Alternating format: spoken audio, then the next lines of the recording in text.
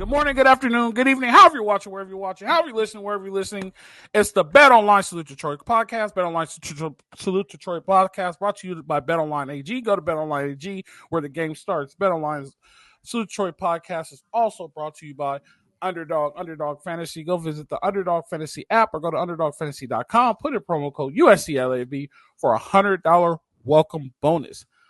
Underdog Fantasy, where your dreams come true. Madman, we are here. How are you doing today? Doing well, Coach. Always a pleasure to be with you and talk ball. Hopefully, I don't think the sting of Saturday has worn off for me yet. I don't know about you, so this should be a fun conversation. But hopefully we have a little bit of distance, a little bit of perspective, but that sting is still there. So excited to talk about the past, the present, and most importantly, the future. But always such a pleasure, my friend. Yeah, and we got to talk people off the cliff. My thoughts were we need to talk people off the cliffs, and who would have thought week 7 we're at a crossroad. But then I also had another epiphany, and my epiphany was this. Week 8, if we are 6-2, let's say we beat Minnesota. Week 8, if we're 6-2, do we have the same reaction? Yeah, you mean if we beat Penn State? Yeah.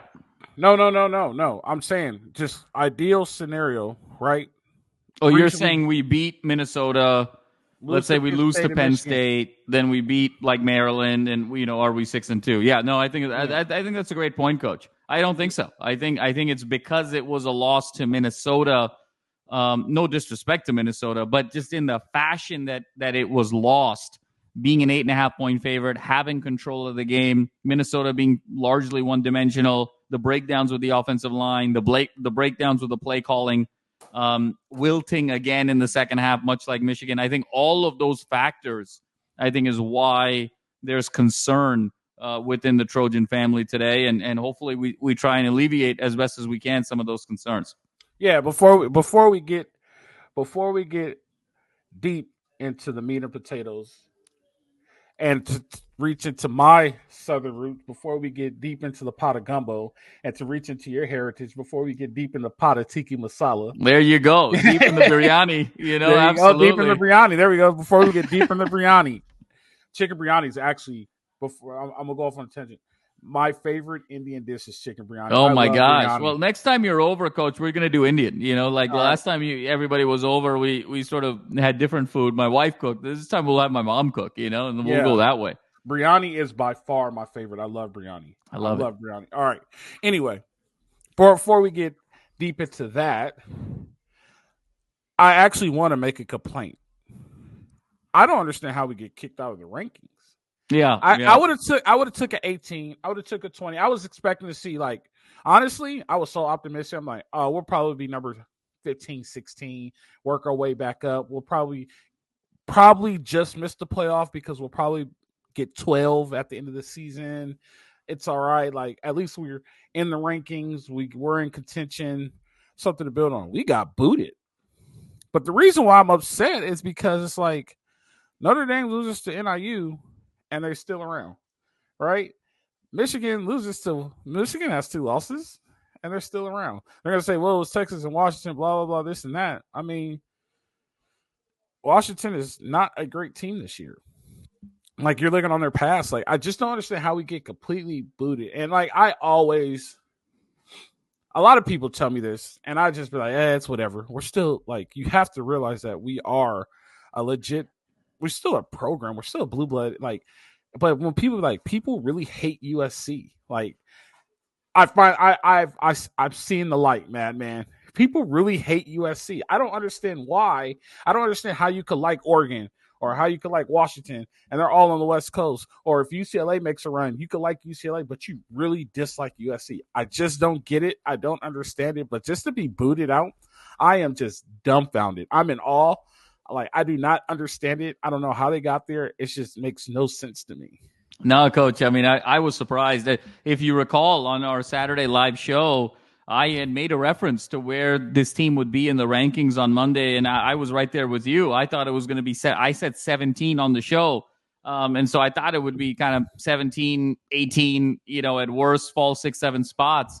I was quite surprised to see this team out of the top 25. It felt like, Coach, we can argue about the bias, and I'll do sort of an argument for bias, and then I'll do an argument against bias, just to sort of put it all out there. USC was an 8.5-point favorite on the road, lost by 7, fell more than 14 spots, right? They went from 11 to unranked. I think technically they're 26th because they're the first team that's unranked right now. So they fell 15 spots. If you look at Alabama as the number 1 ranked team, they were 20-plus point favorites on the road, lost by 5. They fell by 6 spots. So, when you sort of look at it that way, you're kind of like, there might be something to this bias with USC for sure. Now, I think that's the case I think the case against, Coach, is I don't think voters, and because it's human and it's behavioral and it's psychological, I don't think voters simply vote on this particular week. Like, every week is not an independent event on its own. I think what you do in the weeks prior informs you, guides you, rightfully or wrongfully, from an emotional standpoint on how you're going to vote that particular week. Because if you look at Michigan, same situation. They were 10. USC was 11. Michigan fell 14 spots. Michigan went from 10 to 24. USC goes from 11 to 26. What is kind of the common denominator, Coach, with both of those teams? Yes, it was a second loss. So they got penalized now as a second loss. You can't just sort of write off the first loss as kind of a fluke. Okay, there's a deeper problem here with the second loss. So you get a little bit more penalized there. But also, in the case of USC and Michigan, Coach, even when they have won from time to time, it has not looked impressive, right? When you saw Michigan against Minnesota, we talked about that onside kick. When you saw Michigan against Fresno State, when you saw Michigan against even Arkansas State, not impressive. So when they lost, they kind of had the benefit of the doubt, even when they won, that it wasn't impressive. The moment you lose, you really hit that cliff. Similar situation a bit with USC, Coach. After that LSU game, Utah State was very impressive, but losing to Michigan, and I think even though came back and beat Wisconsin, a lot of people didn't really consider that a great win. That was sort of an ugly win considering what that first half looked like and how SC kind of got back in the game in the second half. So now that SC got that second loss, it really sort of snowballed and nosedived for them in the rankings. So there's an argument for, there's an argument against. Either way, though, I thought it was pretty extreme. Felt like the voters woke up on the wrong side of the bed, Coach, and were pretty angry on Sunday because they voted angry. And it's official. College game day will be in Eugene. And Kenny, he won't be at college game day, but he's going to that game. Yeah, well, and Coach, I said it was going to be 1 versus 3. Ended up being 2 versus 3, right? 2 versus 3, yeah. Hard to argue there, Yeah, so I just, boy, I don't know. I'm just like, come on, guys, at least give us 25. Like, at least right. let us try, because this is an opportunity. Okay. Yeah, at least make the game a ranked game. Right, Yeah. supposedly, the college football playoff with the expansion is supposed to give opportunities for the best teams, the 12 best teams at that time, and we might have a chance. MIGHT, meaning there's a possibility, right?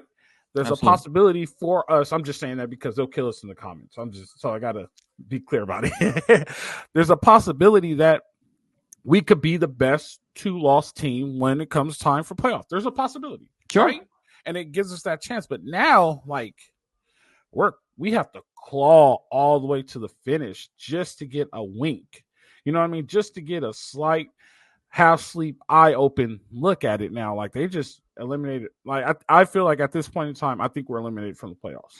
Coach, I mean, it's an interesting take. I disagree because Penn State's ranked 4th. Okay, so if you can come back and win this game, you're going to jump right back from unranked to, say, 16.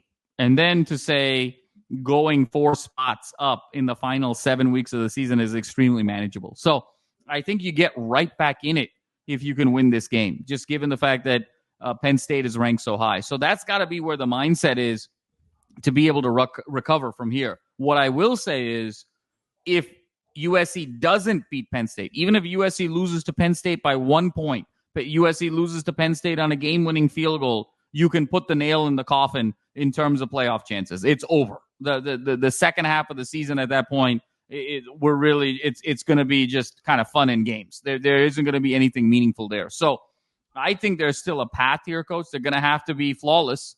There's no more margin for error. But if they can be, and if they can go clean sheet the rest of the way, I still believe they're going to make the playoff, because teams above are going to lose, and you get to 10-2. And if you can have a resume that includes a win against Penn State and a win against Notre Dame, I think that resume warrants making the playoff. But what the loss to Minnesota did was, even if you lose to Penn State on a fluky play, even if you outplayed them, everyone walks away saying you really won that game, but it was one fluke play, special teams play, bad luck, a winning field goal, lost by 1. Even if you lose by 1, it's done. It's over. No shot at the playoff. Yeah. I mean, here's the good part about it. Here's the best part out of this whole thing. If we talk about the postseason and how we go from here, we know who's winning the Heisman already, so we don't have to worry about who is winning the Heisman. Who you got? Gentry. Yes, I'm glad you said that. You said that. Yeah, the Heisman Trophy is already won. Right, he's going to break Barry Sanders' record. He's going to do amazing things. His backstory is actually really amazing. He played his first 3 years in Italy, and then he moved to Florida. Yes, and then he took very minimal NIL, and he got a small raise, and they thought they were going to lose him, but he just decided to stay. Coach, it's remarkable, and I'll put it this way: can you imagine if Boise State closed that Oregon game? He's the front runner in the Heisman with a team that's 4-1 right now. If Boise State closed that Oregon game, or if they called that play where the Oregon guy flipped it before the end line, I still believe it was before the end line, Coach. He's unanimous Heisman. This is not even close. The race is over if they're undefeated. And I still think there's sort of a window. If Ewers maybe comes back and goes crazy, Milroe sort of bounces back and goes crazy.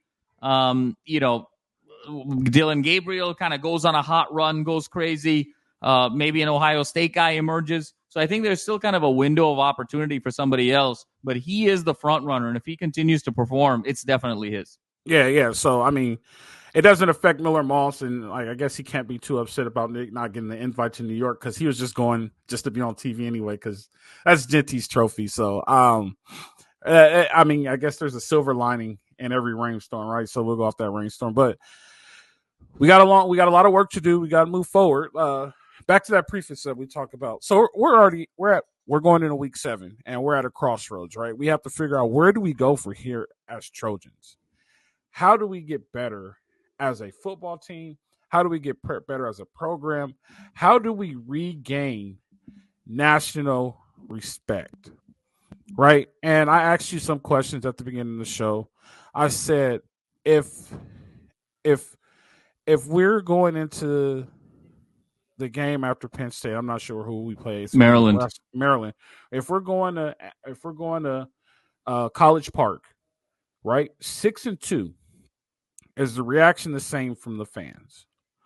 I don't think it is, right? But I think the reaction is because now we have a little bit of doubt, and we're at the point to where we were last year. They had us fooled for a little bit, all right, we can make some stops. Well, if we go back and recap the game, we needed 2 stops from the defense. The defense couldn't get 2 stops. That looked a lot like last year. Lincoln Riley's play calling, he gets into that thing where he starts just passing the ball and makes bad decisions. That looked a lot like last year. We're starting to get into that, oh, no, not this again. You know what I mean?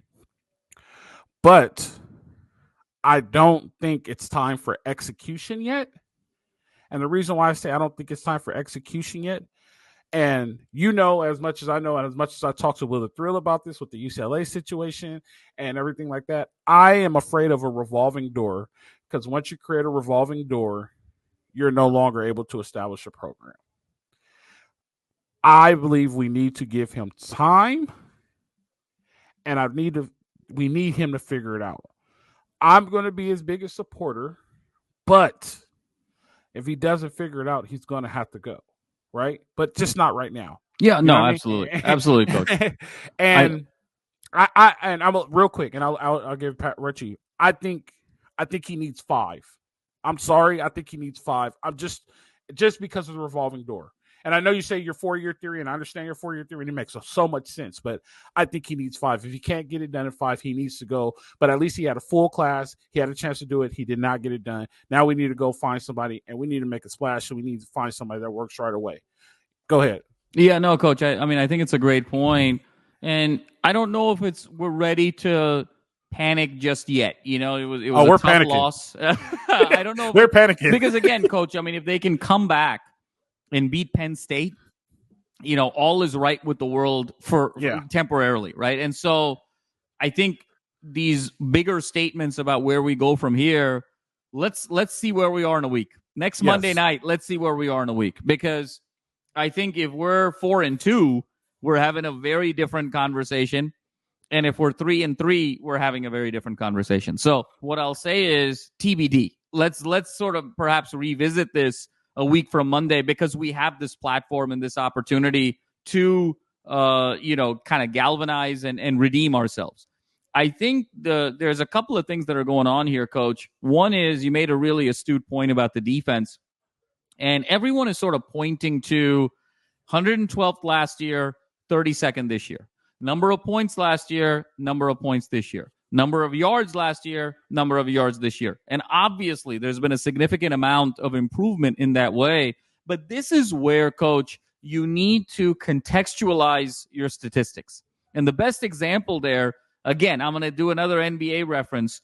It's like comparing points per game in today's NBA versus the 90s and the 2000s, right? Like you and I are both LA guys. Like the year that Kobe averaged 35 in 06, that would be the equivalent of like 43 today. You know, so to be able to say 35 today was 35 yesterday, that's not true at all. You know, when you talk about Jordan averaging 37 and 88, that 37 is like 46 today. Okay, so you have to contextualize the era that you are in, the environment that you're in. The number of possessions in the NBA has gone up so much that obviously you're going to get more stats. Now, how does that translate to USC's defense? USC's playing in a conference, Coach, where it's a slower paced conference. It's like the reverse phenomena of the NBA. From sort of the 80s and 90s to today, the NBA pace has gotten so much faster. Going from the Pac-12 to the Big Ten, the pace has gotten so much slower. So you're getting fewer possessions, right? You're taking more time in between plays. So you don't have necessarily the same opportunity to both score as many points, but also give up as many points, because just the pace of play is slower. So that's why it's sort of problematic. I'm not saying that Lynn hasn't done a really fine job. Obviously, there's been improvement, but where you need to sort of look at it is points per possession. And really sort of critical possessions, are you able to get a stop when you need it? And last year, this team couldn't get a stop when they absolutely needed it. And now this year, it feels like they're starting to fall into that trap where they can't get a stop when they actually need it. So are they better than last year? Yes. But I still think they're only incrementally better than last year, because you have to contextualize all of these statistics. And so that's kind of my one takeaway on the defensive side of the ball, Coach. And on the offensive side of the ball, I think what's getting a little bit lost in translation is how big that Lake McCree injury was. Yeah. I mean, because when you talk about his ability to block and, you know, and where is he blocking, Coach? He's blocking at the tackle spots. I mean, he's kind of, he's that chipper. He's helping each tackle.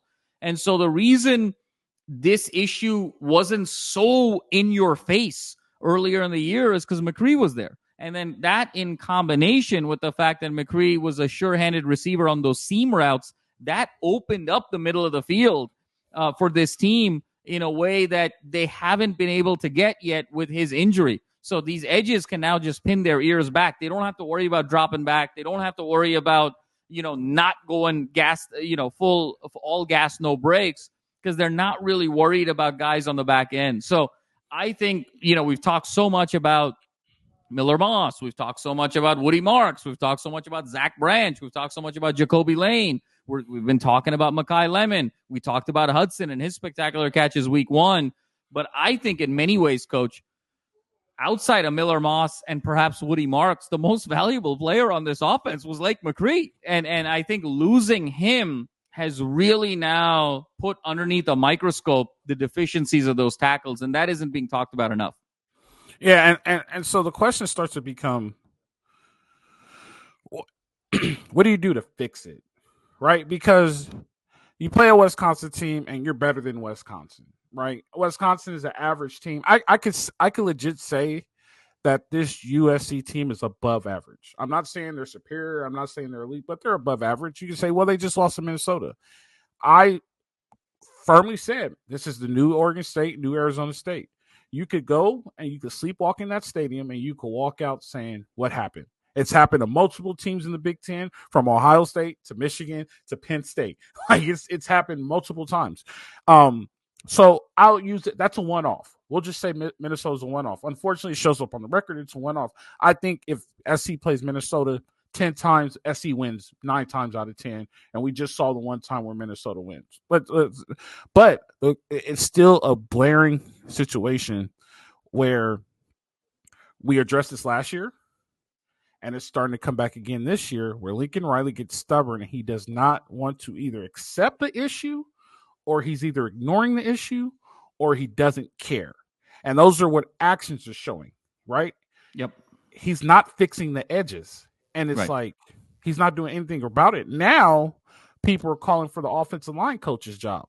Well, you can't really call for his job because, first of all, he didn't birth the kid. He didn't genetically modify the kid. He did not build a kid. You know what I mean? He's just not good enough. And it's okay. And that's what happened. People just sometimes they're just not good enough. And I don't know if depth-wise they just don't want to rush a kid in, but he's just not good enough. It's not on the O-line coach. It's not, you know what I mean? Like, he's putting them in the situation to do it, but they're not doing anything to solve the problem.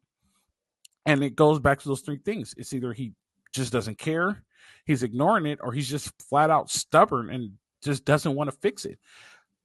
They need to fix that problem. That is the most blaring problem. If it's so obvious, people say, what are they going to do? What is this team going to do on the edge? What is this team going to do on the edge? Like, at some point, you have to tell yourself, this team's going to attack me. I need to step up and do something. It's kind of like the Chiefs. The only thing is the Chiefs has Pat Mahomes. You know what I mean? Right. Their attack was awful. He has 24 penalties since last year. Right. We know that, but they have Pat Mahomes and a great offensive coordinator.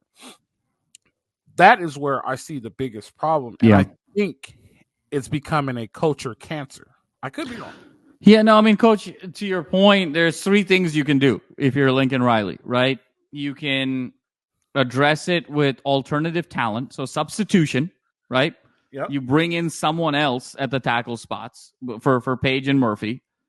2, you adjust your play calling and you run more in between the tackles and you don't abandon it as quickly. You have more sort of resilience and more fortitude to kind of stick with it. Or 3, you have to do something formationally, right? So it's substitution, play calling, formations. Those are sort of the 3 buttons you can press. Those are the 3 knobs you can turn. And so let's sort of break that down. I think from a substitution perspective, Coach, I think outside of these 5, I think there's a drop-off in sort of talent and readiness and rawness that I think is going to be tough to sort of throw in one of these backups week 6, game 6 against the number 4 ranked team in the country with perhaps the best pass rush in America, if not the best pass rush in America, one of the 5 best pass rushes in America. I think that's a tall order to throw someone into the fire that way. So I don't think that's viable. 2, it can be play calling. And so this is where we've talked about it. He's got to stick with the run more.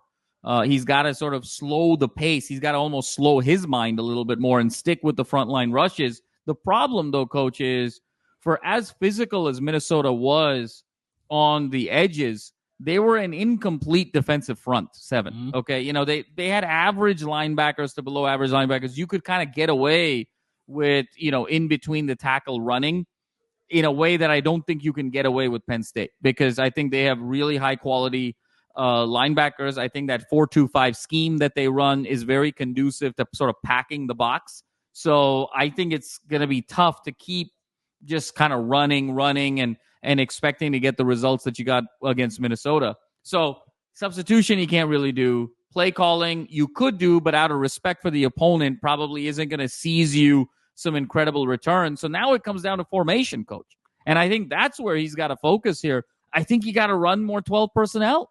You might even have to run 13 personnel. I mean, a little bit more. I mean, honestly, put a tight end on each edge, but I think you're going to have to run 12 personnel more. And I think you're going to have to stack your receivers a little bit closer to the line of scrimmage. I think you're going to have to sort of crowd the line a little bit more. I don't think you can have these wide splits. I think you're going to have to pack it in a little bit. And I think you're going to have to bring in the tight end. So you create a lot of bodies, a lot of body movement, a lot of congestion.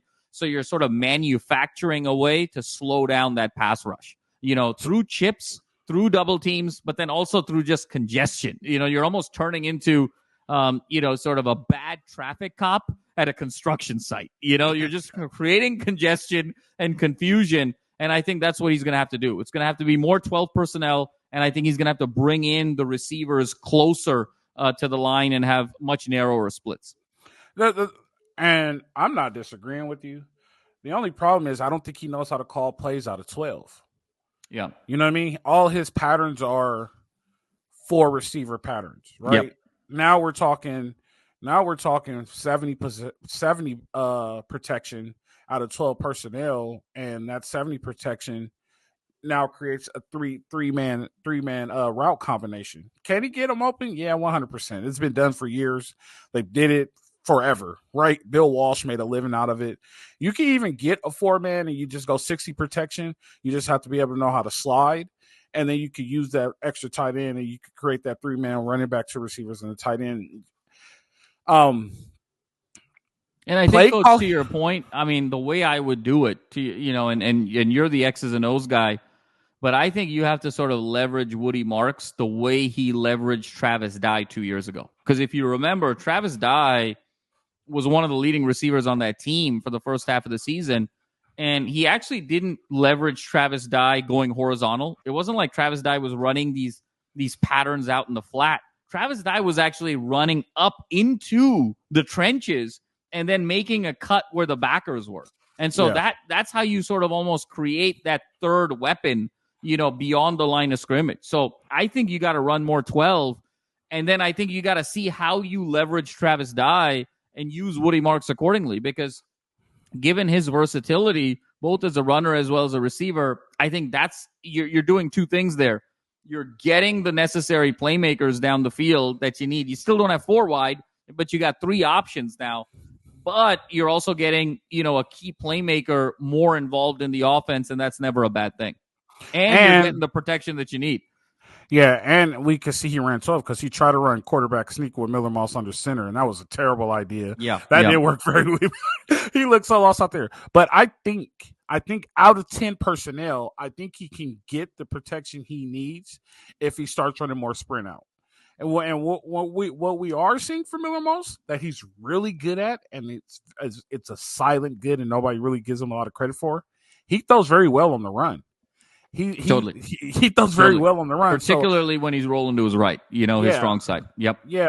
And so I think they need to get more sprint out, and I think that will get them. That will help them. I think if they run more waggle, so waggle is when you pull the offensive lineman to the side that you're sprinting out, and you seal that backside to get that protection that you need. I think that will work a lot in 10 personnel if you want to keep that 4-man route. But I do agree with you. Play calling and just sitting in the sitting in the pocket is not working because they're running legit. You know what I think is going on?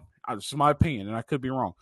I think he's still collaborating with Cliff because Cliff is running a lot.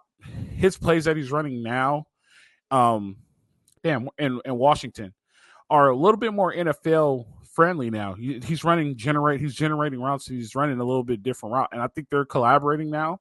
And I think they just don't have time to do it. And I don't think they recruited a O-line to do it. And now that's what I'm saying. I don't even still think they recruited an O-line to do it because Maava is not that guy. He's not a pocket passer. Juju Lewis isn't a pocket passer. So this is a one-off thing. He's doing a good job with him, but he's not doing a good job protecting him because Miller Moss is very good. He's going to go on the first day. Anybody who thinks different does not know football and can't evaluate talent. So I think he's a good quarterback. I think he's very good, but I just don't think he has the time. So I think sprint out is the best thing to work for him. I will flip it over though. I think defensively, we got to come out of the 2 shell until they make us come to make till they make us the 2 shell. There's no reason to keep 7 Humphrey, right? Humphrey. Yeah. Humphrey. Well, you mean Ramsey? Ramsey. Yeah. There's no reason to keep Ramsey on the shell. There's no reason to keep him up there. Bring him down the box. We know he's a for sure tackler. We know he's very good. He could play the C gap, right? If he gets any type of lead block, just force everything back into the rest of your help. Like, we got to come out of that 2 shell. Like, make them. Well, here's the thing with the 2 shell, coach, and it's a great point. Where it's really going to hurt this week is Penn State's got a 2-headed running back monster in Singleton and Allen. Those guys have some burst. Okay, so this is a different running back room than Michigan and Minnesota. And we've talked so much ad nauseum about the 215, the 230-pound back. These guys are a little bit smaller. They're sort of lower to gravity, but they got a burst to the second level. So the challenge, of course, with 2 shell also is if you get these guys starting to run downhill and their ability to accelerate, if you don't come at the right angle, even from your shell spot, I mean, you're going to give up some home run runs, and so and that's something you don't have to worry about as much with the Darius Taylor and a Mullings. With Singleton and Allen, you do, because of just what their running style is. So, I don't know if you're going to you got to make Penn State be able to throw the long ball consistently. They've been very inconsistent with it. Against West Virginia, coach, Aller was lighting it up. Everyone sort of had Penn State as one of the 4 or 5 best teams in the country because they said, well, now if you finally marry this defense with a vertical passing game, this is a very complete team.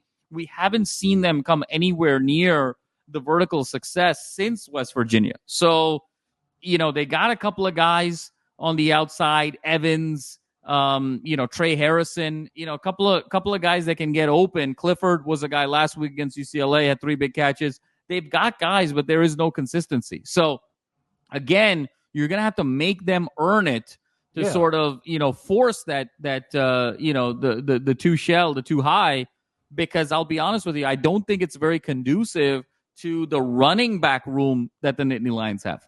No, 100%. And that's what I'm saying. Like, make teams put you in that shell. You know what I mean? Like, they don't even make teams put them in. And we have a corner that's locking down one side of the whole field.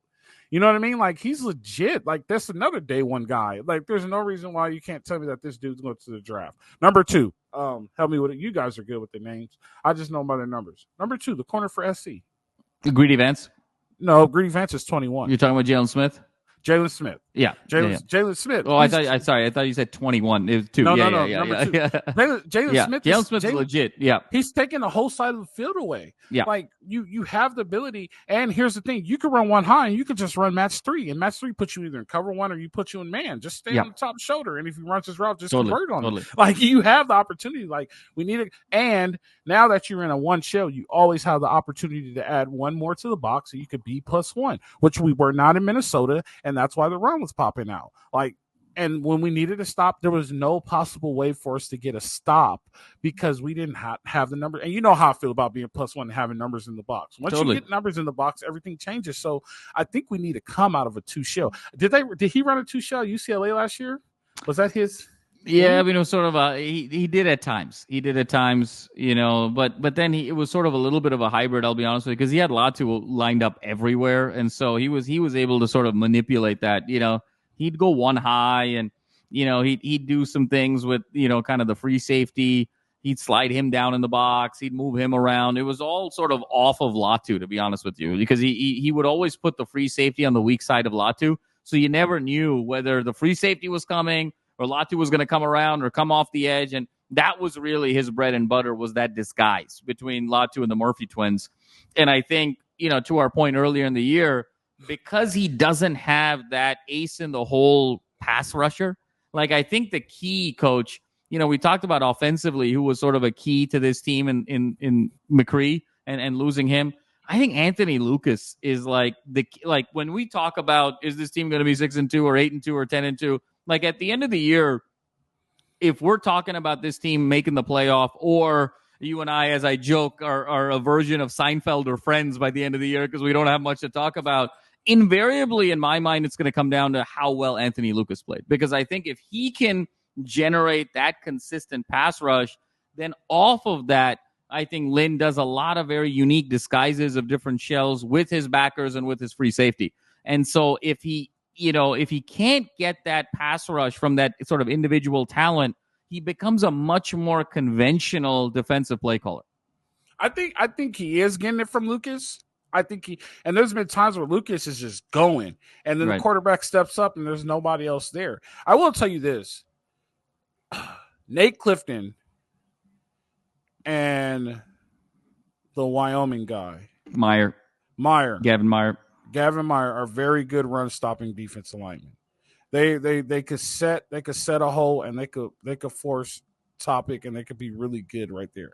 Well, there was a reason here, Coach, that Meyer and Clifton, I mean, it was a surprise to us at the start of the season, especially after all of the hype with Bear in the offseason and the NIL and the transfer. I mean, remember, Bear was not even the starter at the beginning of the year in that interior defensive spot. It was Meyer and Clifton. So, to your point, they're absolutely fantastic.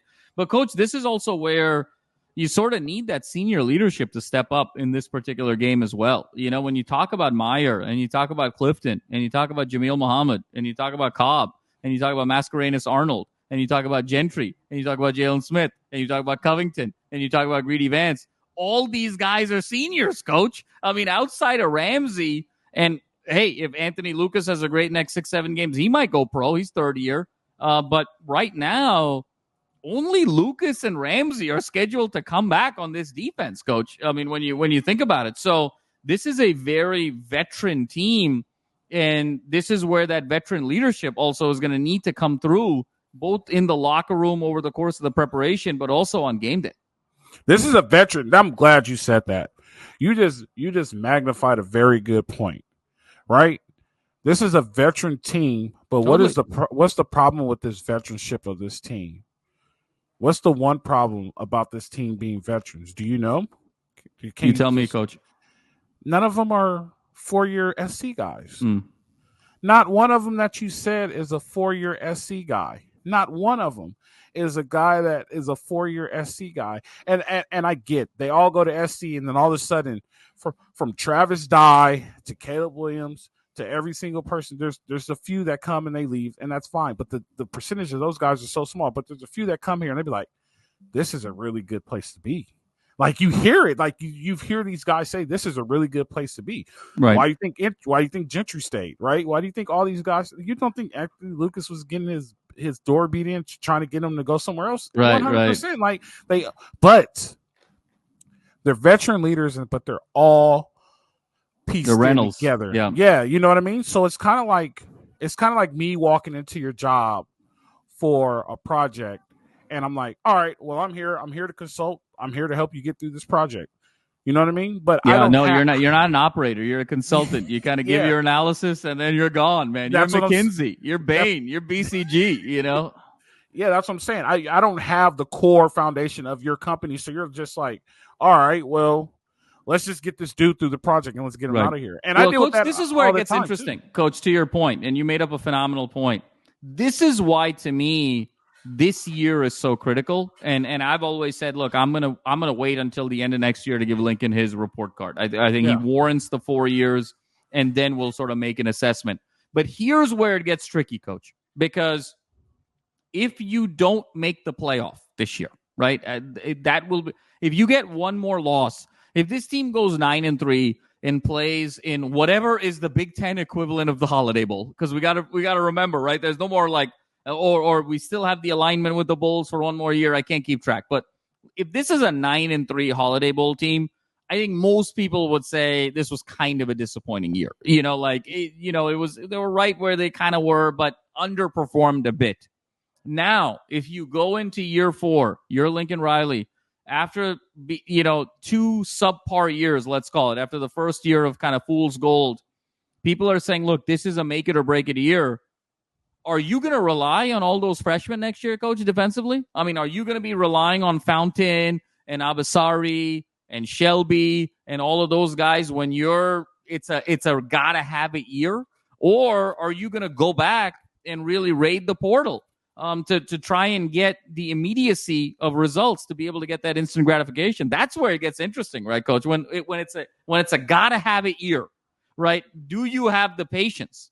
Look, I'll give you an example from across town that I think you know really well. I mean, think about Rick Neuheisel, for instance. UCLA coach. The last game as UCLA coach, he lost 50-0 to SC, right? So everyone loves Rick Neuheisel on this show for sure. Rick Neuheisel thought he had one more year, and so he redshirted Brett Hundley because he knew that Brett Hundley, it was better for Brett Hundley to be redshirted his freshman year for his own development, for his own maturation, because he thought he had one more year. And guess what? He didn't make it to the next year. Hundley was his guy. And Hundley beat SC 3 times in a row as a starting quarterback. All of that success could have been Rick Neuheisel's, but he didn't get the extra year. So, and there's plenty of examples of that, not just at UCLA, but all over the country. So if you're Lincoln Riley and next year is a gotta have it year, are you going to stay true to we're going to develop from within organically with these sophomores and whatnot? Or are you going to go raid the portal again, Coach? And does it become kind of this self-fulfilling prophecy? Is it just, is it this game of quicksand? I think it becomes like addiction, though. I think it becomes an addiction. I think you're like, oh, we got to do it one more time. We're fine. Right. We're fine. And then all of a sudden, oh, we got to get back. We got to do it again. Next thing you know, it's like now you're itching and you got to have it. You know what I mean? Like, oh, we got to stay in the portal. I think that his portal year should have been last year. But he came in instantly and just raided the portal, and he never created anything with youth. Now he never has any youth, and now it's every year. Oh, we got to go get in the portal. We got to go get in the portal. We got to go get in the portal. That's fine, but now when are you ever going to get that jail? When are you ever going to get that camaraderie? When are you ever going to get that, man, I love playing for that team. Like, that's my brother. Like, we came up together. You'll never get that. And I think that's the issue. When you really look deep at these teams that are winning, these teams have that in their core. Right. You know what I mean? like, you might have like the quarterback, but the Oregon guys, they have it in their core. You think Alabama. So, Coach? You think it's with Oregon? I mean, I think what I'm seeing at the start of the year right now is because they've bought so many players, I think the chemistry isn't right. And I'm not saying it can't get there by the end of the season, but I think that's one of the reasons why they've sort of struggled out of the gate. Even though they're undefeated, they've looked unremarkable. I think it's starting to turn with that Oregon State game was a great performance, blew the doors off UCLA, sort of moving forward there. But it felt like the chemistry was missing at the start of the year, to your original point, because they bought all these guys. Yeah, that is true. That was a bad example. You're right. But Ohio State, they got their core guys. Yep. Alabama, they have their core guys. Who else is up there at the top? Georgia, yeah. Georgia has their core guys. Even Michigan has their core guys. Like, they're not the greatest this year, but they have guys who sat it out and go through. And they might come back next year like, all right, we'll fix this. Like, let's just get a chance to fix this. Like, they just need a core. I'm not saying stay out the portal. You can't live like that in today's world, right? Like, you have to be able to do it. But otherwise, you're Dabo, right? I mean, at that point, right? And so, yeah, 100%. I'm just saying, like, just create a core of guys who's been through it together. So when new guys come in, they either adapt or they just get kicked off, right? So, Coach, is a really great point. What do you think? And you've talked about this. You've touched on this in past months, even in the offseason and whatnot. So I'm going to ask you the question again, given everything that you know, as we're evolving in this new world of the portal and NIL, what's the right mix every year? Like, is it 50-50? Is it, 75-25? What is the right mix to say this allocation of players I want from the transfer portal and this allocation of players are going to be homegrown, and I'm okay with the learning curve. I'm okay with the mistakes because it's going to be future dividends. But what is that mix given the immediacy of fan bases, given the impatience of athletic directors, given, all of the pressures of needing to win right away? What does that mix look like in your opinion? So realistically, I say it's a sliding scale, right? And I say you start off 70-30 portal, right? You go 70% portal, 30% high school. right? The next year, you want to start moving. You want to go 60-40.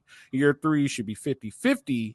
And then by year 4, that 60% should be your guys you recruited. Right. And that 40% should be portal guys, and it goes 70-30. And then you get to like Alabama, Georgia's of the world, who's like 90-10, right? The goal is to get to 90-10. And you know what's so interesting? It's in many ways, Coach, it's almost like the journey of an entrepreneur. It's almost like kind of the venture capital model, because you got to stick with it and you got to be able to have the discipline even when you have a bad year, because that sounds really good, but that assumes that you sort of have a winning record every year, or you at least met or exceeded your expectations as coach every year, so you have the next year to be able to do it. The key to your point where it becomes addictive is, let's say you have a down year and now you need to kind of recover, your perception, your brand, your competence that following year. Are you still going to be sort of that methodical 10% year over year, or are you going to sort of overhaul and clean house? I think that's the interesting behavioral element of all of this. And there's also, and that's just numbers. And you know what happens when you go with numbers and statistical things and analytics. You know what happens with that, right? You never put in the human error, right? And then like, how many people left that you need to replace right away, right? Anybody in the front O line or the defensive line that they leave, you got to replace them right away. So you're gonna go jump in the portal, right? The best team to look at to do it, because they've been doing this for years, is Kansas State. Kansas State is a JUCO heavy football program. They get a lot of JUCO guys, and they've always been successful.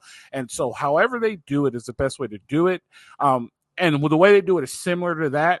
I just gave round numbers, but it's similar to that. And they always say we always replace our O-lineman with JUCO guys. We got to go get a skill guy. We need one right now. We'll go get him out of JUCO. So those guys are a lot of JUCO guys, but they still have their core guys who are homegrown guys, and that's how it works. So it analytically sounds great. You're right. Something goes wrong, you panic. All of a sudden, you throw your numbers off, and then you try to recover your numbers, and then things like that. Oh, there's a bunch of error to it, but the goal is to get to 90-10 like the Georgias and the Alabamas of the world, right? You lose a couple of guys, but you still got such a big core that it really doesn't affect you. Right. That makes sense.